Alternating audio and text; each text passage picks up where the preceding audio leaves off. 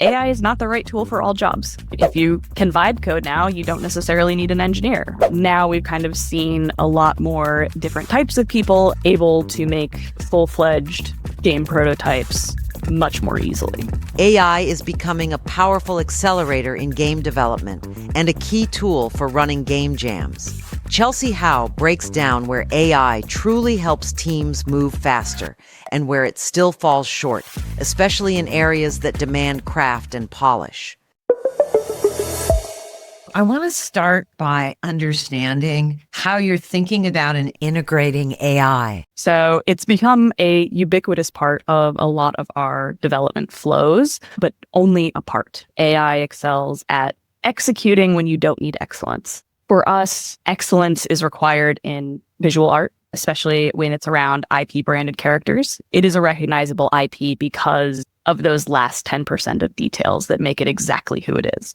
We've gotten feedback on the angle of the curve on Hello Kitty's shoulder because it implied that she might have a neck and she does not have a neck. So you're not going to be able to use AI for anything like that.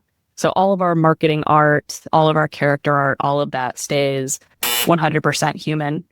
All of the concepting, all the ideation, all of the brainstorming, we have assets like this. Could we make something new with them?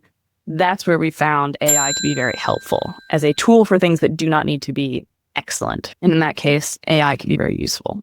We've also found a ton of usefulness in coding, right? As coding partners, coding reviewers, digging into where bugs might come from. I don't know of anyone on our engineering team who isn't just constantly utilizing a lot of these tools to help accelerate their development.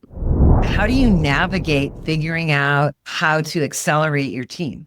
Our studio's approach has always been learn everything as much as we can and then utilize only ever what makes sense. We've had several AI-focused game jams at the studio focused on go out and try as much wild stuff as you can. Play games that were made with AI. Try the new AI tools. We've had extraordinary success with that because it means that the artists are seeing where the bounds are with art. The engineers are trying out all of these new kind of coding accelerants.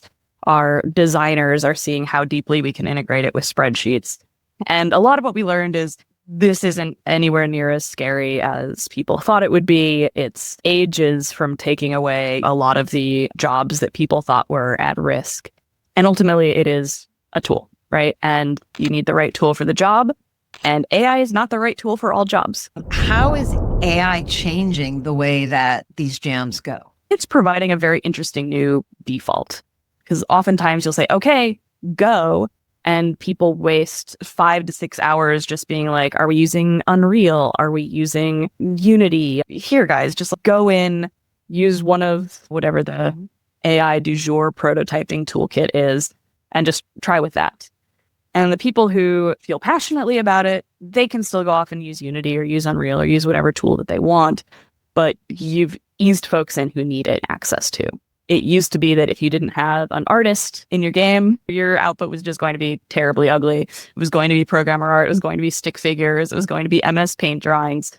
And now you can get something that's 80%, right? Because AI can get you 80% of the way there. If you can vibe code now, you don't necessarily need an engineer. It used to be if you didn't have an engineer, you weren't going to make anything more than a pitch deck. And now we've seen a lot more different types of people able to make full-fledged game prototypes much more easily. To learn how to run a successful game jam, watch this video next.